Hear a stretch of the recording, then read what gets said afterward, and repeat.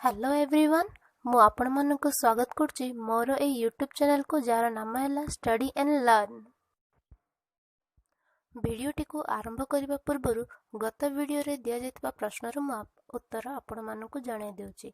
लुहा कंटा chalk और rubber band मध्यरु लुहा Kantar कणिका मानक मध्यरे आकर्षण शक्ति बहुत अधिक काहेकि ना लुहा कंटार कणिका मानक मध्यरे एते अधिक आकर्षण शक्ति अछि जे आमे ताहाकु भांगिबा पई अधिक बाह्य बल प्रयोग करबाकू पड़िबो। तेणु लुहा कंटार कणिका मानकर आकर्षण शक्ति अन्य दुई अपेक्षा बहुत अधिक।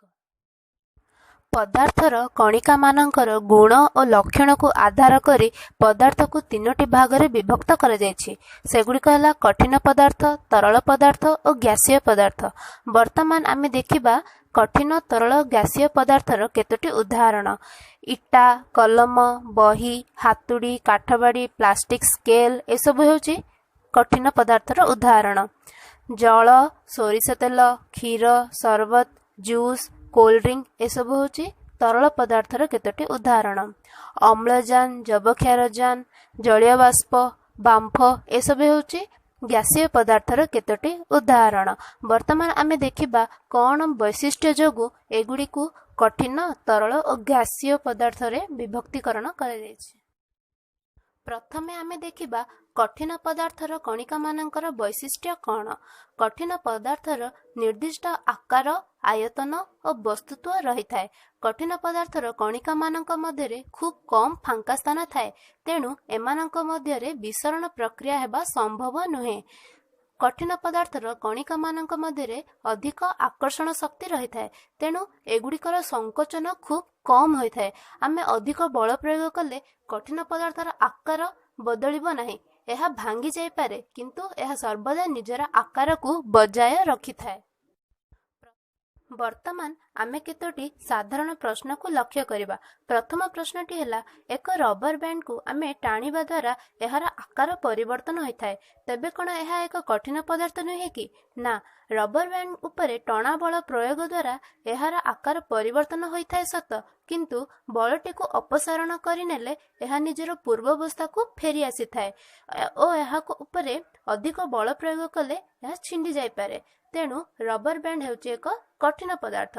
द्वितीय प्रश्नटी हैला, लूण और चीनी को भिन्न भिन्न आकार जार रे रखिले एहा सही जार रो आकार धारण करे, तेबे कोन एहा एक कठिन पदार्थ नहे कि? ना, लूण और चीनी को भिन्न भिन्न आकार जार रे रखिले एहा तार आकार धारण करे सत, किंतु प्रत्येक चीनी और लूणर कणिकार निर्दिष्ट आकार रहिछि, तेणु लूण और चीनी हेउछि गोटी गोटी कठिन पदार्थ। तृतीय प्रश्नटी हैला, एक स्पंज उपरे चाप प्रयोग कले बा चिपिले एहार संकोचन खूब सहजरे होई पारे, तेबे कोन एक स्पंज कठिन पदार्थ नुहे कि? ना, स्पंज उपरे चाप प्रयोग कले एहार संकोचन सहजरे होई पारे, कारण स्पंज मध्यरे अनेक छिद्र स्थान रहिछि जहाँ मध्यरे वायु भर्ती होई रहिछि। जेतेबेले आमे एहा उपरे चाप प्रयोग करिबा सेतेबेले वायु बाहर को बाहरी जाए, फलरे स्पंजटीर संकोचन सहजरे होई पारे। तेणु स्पंजटी सहजरे संकोचन होई पारुथिले मध्य एहा एक कठिन पदार्थ। वर्तमान आमे तरल पदार्थर वैशिष्ट्य गुडी को देखिबा। प्रथमे आमे तरल पदार्थर उदाहरण देखिथिले। जल, तेल, शरबत, जूस, कोल्ड ड्रिंक आदि हेउछि तरल पदार्थर गोटे गोटे उदाहरण। चित्र रे देखा जायतबा बळी तरल पदार्थ को भिन्न भिन्न आकृतिर जार रे रखिले प्रत्येक क्षेत्र रे तरलर आकार समान नुहे। यह जेउ पात्र रे रहे ताहार आकार धारण करिथाए। तेणु आमे कहि परिबा जे तरल पदार्थर निर्दिष्ट आकार नाही, किंतु एहर निर्दिष्ट आयतन रहिछि। तरल पदार्थ प्रवाहित होइथाए और आकार मध्ये बदली थाए, तेणु यह कठिन पदार्थ परि दृढ़ नुहे। यह सहजरे बही जाय पारुथिबारु तरल पदार्थ को प्रवाह बोली मध्य कुहा जाए। वर्तमान केतोटी परीक्षण माध्यम रे तरल पदार्थर अन्य प्रकृति गुडी को आमे लक्ष्य करिबा।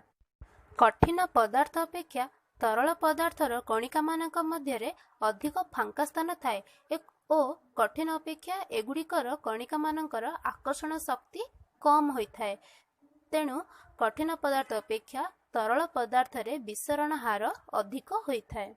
ବର୍ତ୍ତମାନ ଆମେ ଉଦାହରଣ ମାଧ୍ୟମରେ ଦେଖିବା ଯେ ତରଳ ପଦାର୍ଥରେ କିପରି କଠିନ, ତରଳ ଓ ଗ୍ୟାସୀୟ ସମସ୍ତ ପ୍ରକାର ପଦାର୍ଥ ବିସରିତ ହୋଇଛି।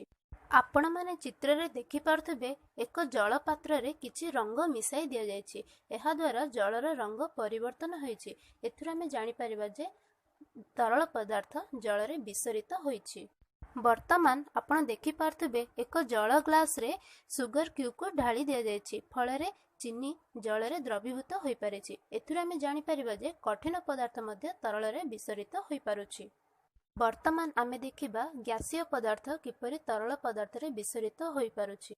ଚିତ୍ରରେ ଦେଖିପାରୁଥିବା ଭଳି ଥଣ୍ଡା ପାନୀୟରେ ଅଙ୍ଗାରକାମ୍ଳ ଗ୍ୟାସ୍ ମିଶିଥିବାରୁ ବୋଟଲର ଠିପିକୁ ଖୋଲିବା ପରେ ଏଥିରୁ ଭୁରଭୁର ହୋଇ ପାନୀୟ ବାହାରକୁ ବାହାରି ଆସୁଛି। ଏଥିରୁ ଆମେ କହିପାରିବା ଯେ ଗ୍ୟାସୀୟ ପଦାର୍ଥ ମଧ୍ୟ ତରଳରେ ବିସରିତ ହୋଇପାରୁଛି।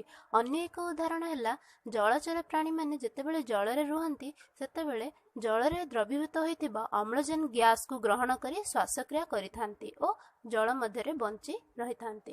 ଏଥିରୁ ମଧ୍ୟ ଆମେ କହିପାରିବା ଯେ ଗ୍ୟାସୀୟ ପଦାର୍ଥ ତରଳ ପଦାର୍ଥରେ ବିସରିତ ହୋଇପାରିଛି। ଏଗୁଡ଼ିକ ହେଲା ତରଳ ପଦାର୍ଥର ବୈଶିଷ୍ଟ୍ୟ। ବର୍ତ୍ତମାନ ଆମେ ଗ୍ୟାସୀୟ ପଦାର୍ଥର ବୈଶିଷ୍ଟ୍ୟକୁ ଲକ୍ଷ୍ୟ କରିବା। ବର୍ତ୍ତମାନ ଆମେ ପଢ଼ିଥିଲେ ଯେ କଠିନ ପଦାର୍ଥର ନିର୍ଦ୍ଦିଷ୍ଟ ଆକାର, ଆୟତନ ଓ ବସ୍ତୁତ୍ୱ ରହିଛି ଓ ତରଳ ପଦାର୍ଥର ନିର୍ଦ୍ଦିଷ୍ଟ ଆକାର ନାହିଁ କିନ୍ତୁ ଆୟତନ ରହିଛି। ଠିକ୍ ସେହିପରି ଗ୍ୟାସୀୟ ପଦାର୍ଥର ମଧ୍ୟ ନିର୍ଦ୍ଦିଷ୍ଟ ଆକାର ନାହିଁ। ଏହାକୁ ଯେଉଁ ପାତ୍ରରେ ରଖାଯାଏ ବା ଯେଉଁ ଧାରକରେ ରଖାଯାଏ ସେ ତାହାର ଆକାର ଧାରଣ କରେ ଓ ଧାରକର ଆୟତନ ଯାହା ଗ୍ୟାସର ଆୟତନ ସେହା ହୋଇଥାଏ। ତେଣୁ ଆମେ କହିପାରିବା ଯେ ଗ୍ୟାସୀୟ ପଦାର୍ଥର ନିର୍ଦ୍ଦିଷ୍ଟ ଆକାର ନାହିଁ କିନ୍ତୁ ଆୟତନ ରହିଛି। ଆପଣମାନଙ୍କ ମନରେ ସନ୍ଦେହ ଥିବ ଏହାର ଆୟତନ କିପରି ଆମେ ଜାଣିବା। ଆପଣମାନେ ଦେଖିଥିବେ LPG ଗ୍ୟାସ୍ ସିଲିଣ୍ଡର ଆପଣଙ୍କ ଘରକୁ ରୋଷେଇ କାର୍ଯ୍ୟରେ ବ୍ୟବହାର କରାଯାଉଥାଏ ଘରେ। ତ ଗ୍ୟାସ୍ ସିଲିଣ୍ଡରର ଯାହା ଆୟତନ ଗ୍ୟାସୀୟ ପଦାର୍ଥର ଆୟତନ ତା ସହିତ ସମାନ। ଏହାକୁ ଆମେ ଅନ୍ୟ ଏକ ଉଦାହରଣ ଦ୍ୱାରା ମଧ୍ୟ ବୁଝିପାରିବା। ଆପଣମାନେ ହସ୍ପିଟାଲରେ ଅକ୍ସିଜେନ ସିଲିଣ୍ଡର ଦେଖିଥିବେ, ସେଥିରେ ମଧ୍ୟ ଥିବା ସିଲିଣ୍ଡରର ଆୟତନ ଯାହା ଗ୍ୟାସର ଆୟତନ ତା ସହିତ ସମାନ। ତେଣୁ ଆମେ କହିପାରିବା ଯେ ଗ୍ୟାସୀୟ ପଦାର୍ଥର ମଧ୍ୟ ନିର୍ଦ୍ଦିଷ୍ଟ ଆକାର ନାହିଁ କିନ୍ତୁ ଏହାର ଆୟତନ ରହିଛି। ଆମେ ପଢ଼ିଥିଲେ ଯେ କଠିନ ପଦାର୍ଥର କଣିକାମାନଙ୍କ ମଧ୍ୟରେ ଫାଙ୍କା ସ୍ଥାନ ଖୁବ୍ କମ୍ ଥାଏ ଓ ସେମାନଙ୍କ ମଧ୍ୟରେ ଆକର୍ଷଣ ବଳ ଖୁବ୍ ଅଧିକ। ତା ଅପେକ୍ଷା ତରଳ ପଦାର୍ଥର କଣିକାମାନଙ୍କ ମଧ୍ୟରେ ଫାଙ୍କା ସ୍ଥାନ ଅଧିକ ଥାଏ ଓ ଆକର୍ଷଣ ବଳ ତାଠାରୁ କମ୍ ଥାଏ। ଠିକ୍ ସେହିପରି ଗ୍ୟାସୀୟ ପଦାର୍ଥରେ ମଧ୍ୟ କଣିକାମାନଙ୍କ ମଧ୍ୟରେ ଫାଙ୍କା ସ୍ଥାନ ବହୁତ ଅଧିକ ଥାଏ ଓ ସେମାନଙ୍କ ମଧ୍ୟରେ ଆକର୍ଷଣ ବଳ ଖୁବ୍ କମ୍ ଥାଏ। ଏହିସବୁ କାରଣ ଯୋଗୁଁ ଗ୍ୟାସୀୟ ପଦାର୍ଥରେ କଠିନ ଓ ତରଳ ପଦାର୍ଥ ଅପେକ୍ଷା ବିସରଣ ପ୍ରକ୍ରିୟା ଅଧିକ ହୋଇଥାଏ। ବର୍ତ୍ତମାନ ଆମେ ଦେଖିବା ସଂକୋଚନ ପ୍ରକ୍ରିୟା ବିଷୟରେ। କେଉଁ ପଦାର୍ଥରେ ସଂକୋଚନ ଅଧିକ ହୋଇଥାଏ ଓ କେଉଁଠାରେ କମ୍ ହୋଇଥାଏ, ଏହାକୁ ଆମେ ଏକ ପରୀକ୍ଷଣ ମାଧ୍ୟମରେ ବୁଝିବା।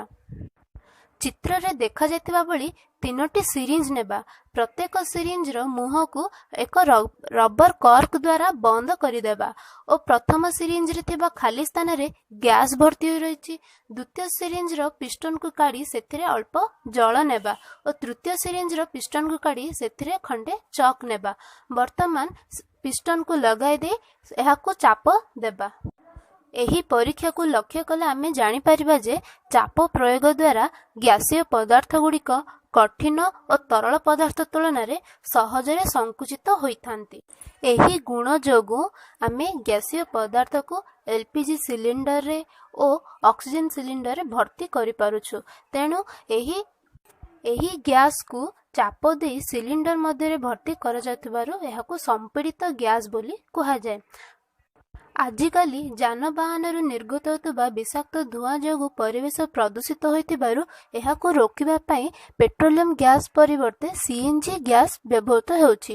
CNGର ପୁରା ନାମ ହେଉଛି କମ୍ପ୍ରେସ୍ଡ ନ୍ୟାଚୁରାଲ ଗ୍ୟାସ୍। ଓଡ଼ିଆରେ ଏହାକୁ ସମ୍ପୀଡ଼ିତ ପ୍ରାକୃତିକ ଗ୍ୟାସ୍ ବୋଲି କୁହାଯାଏ। ଏହାଦ୍ୱାରା ପ୍ରଦୂଷଣର ପରିମାଣ କମିପାରେ। ଭିଡ଼ିଓଟିକୁ ଶେଷ କରିବା ପୂର୍ବରୁ ମୁଁ ଗୋଟେ ପ୍ରଶ୍ନ ପଚାରିବି, ଯାହାର ଉତ୍ତର ଆପଣମାନେ କମେଣ୍ଟ ସେକ୍ସନରୁ ଲେଖି ଜଣାଇବେ। ଜଳର କଠିନ ଅବସ୍ଥାର ନାମ କ'ଣ ଓ ଜଳର ଗ୍ୟାସୀୟ ଅବସ୍ଥାର ନାମ କ'ଣ? ଏହାର ଉତ୍ତର ମୁଁ ନେକ୍ସଟ ଭିଡ଼ିଓରେ ଆପଣମାନଙ୍କୁ ଜଣାଇବି। ଯଦି ଆପଣଙ୍କୁ ଭିଡ଼ିଓଟି ଭଲ ଲାଗେ ତେବେ ଭିଡ଼ିଓକୁ ଲାଇକ୍ କରନ୍ତୁ, ସେୟାର କରନ୍ତୁ, କମେଣ୍ଟ କରନ୍ତୁ ଓ ନୂଆରେ ଚ୍ୟାନେଲ ସହିତ ଜଡ଼ିତ ହେଲେ ଚ୍ୟାନେଲକୁ ସବସ୍କ୍ରାଇବ୍ ନିଶ୍ଚୟ କରନ୍ତୁ। ଧନ୍ୟବାଦ।